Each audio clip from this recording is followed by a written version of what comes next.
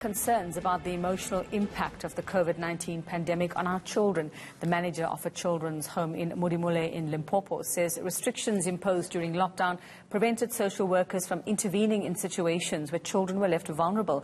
Let's find out what the extent of this was. Now we chat to Elise Sauer. She's the manager of the Abraham Creel Children's Home. Elise, good afternoon and thanks so much for your time. So undoubtedly, and as we all knew at the time, COVID continues to have quite an impact on our youth. What were your findings or your observations with regard to what we weren't seeing happening to our children in this time? Thank you very much for having this interview. In the first place, I think the hidden impact of COVID on our children was that specifically in the children's home, they were exposed to extra abnormal circumstances, and that's led to anxiety, extra stress, and sometimes even feelings of depression in terms of not knowing what is happening, what is going to happen, and that led to powerlessness. So what did you see happening with these kids in terms of their behavior, in terms of their interactions with one another and other adults as well as a result of this? The first thing that I can mention is that when the COVID was announced by President Ramaphosa, our children would have been ready for going home for the holiday, March holiday last year.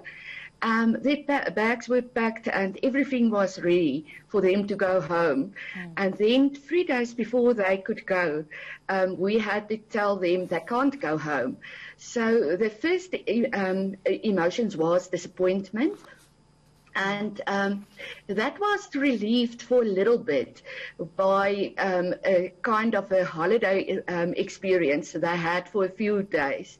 Unfortunately, the anxiety and the fear of going, not knowing what is happening at their family homes, had a huge impact, and that made them feel really fearing that they will never ever see their parents again, and also that the parents would die, having an impact on their behavior. As children do not have the vocabulary to say what emotionally, how they feel emotionally. The only way they can often act or say how they feel is by acting out. So our childcare workers really had a hard time consoling children, comforting them, really assuring them their families are okay.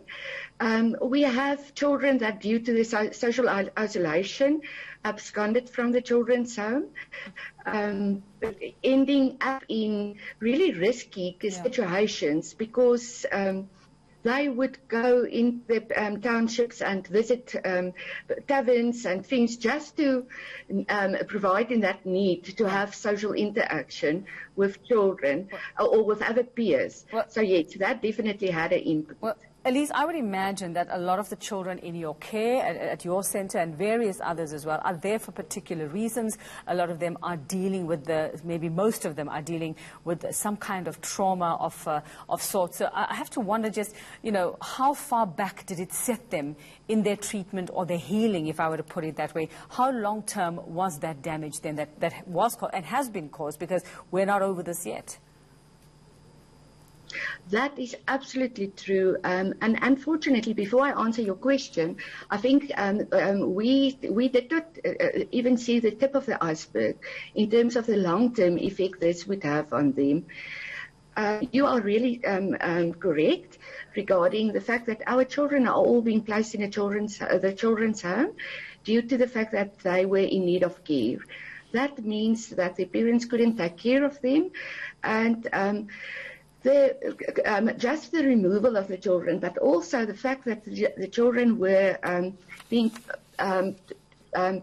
put through traumatic childhood experiences, made them very vulnerable, very at risk for setbacks in the road to healing.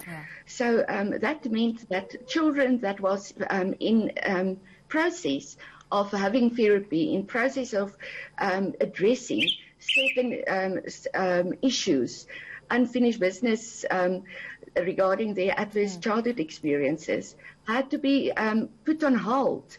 And actually dealing first with this new abnormal situation that we found ourselves in. Well, Elise, we aren't over it yet, as we know. I mean, we're getting back into those very dangerous days as well. How do we help them? I suppose that's the end question here, is how do we help these children? How do we help you help them?